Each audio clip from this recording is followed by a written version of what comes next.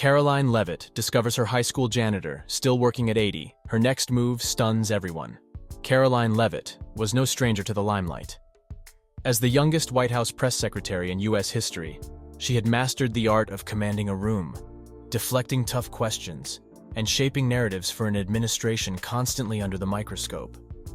At just 27, her meteoric rise was the talk of Washington. But no one, not her staff, not her critics, and certainly not the American public, could have predicted the story that would make her name truly unforgettable. But before we dive into what happens next, I'd love to know, where are you tuning in from today? Drop a comment below and please like the video. Thank you. It started with a casual scroll through social media on a quiet evening after a grueling day of briefings. Karoline stumbled upon a post in a local Facebook group from her hometown of Atkinson, New Hampshire. It was a grainy photo of an elderly man pushing a mop down the same hallways she had once walked as a teenager at Timberlane Regional High School. The caption read, "Asterisk. Mr. Hollis, our beloved janitor, still hard at work at 80 years old, 50 years of service, and still going strong. Asterisk." Her heart stopped.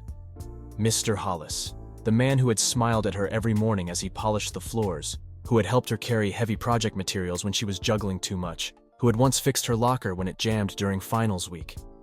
She remembered his kindness, his quiet humor, and the pride he took in his work.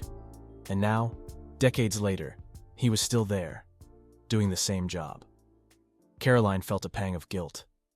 Here she was, at the pinnacle of her career, while Mr. Hollis, at an age when most were long retired, was still mopping floors.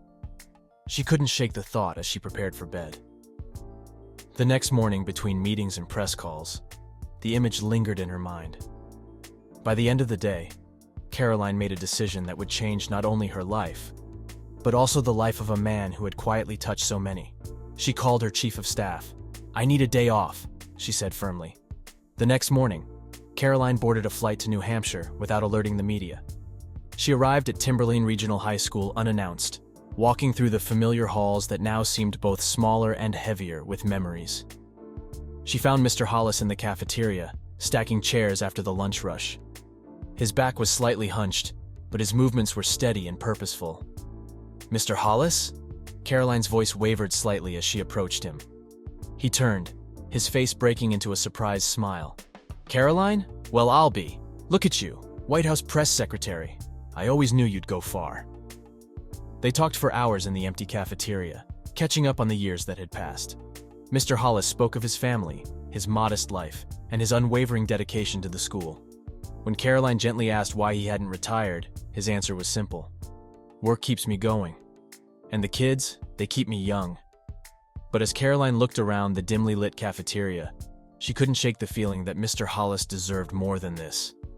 He had given half a century to the school, to generations of students who had come and gone. It was time for him to finally rest and enjoy the years he had left. What happened next would make headlines across the country. A week after her visit, Karoline used her platform at a daily press briefing to share Mr. Hollis's story. "Sometimes, the people who shape our lives the most are the ones working quietly in the background," she said, her voice steady but emotional. "Mr. Hollis taught me what humility and hard work look like. He deserves to be celebrated." The story went viral within hours.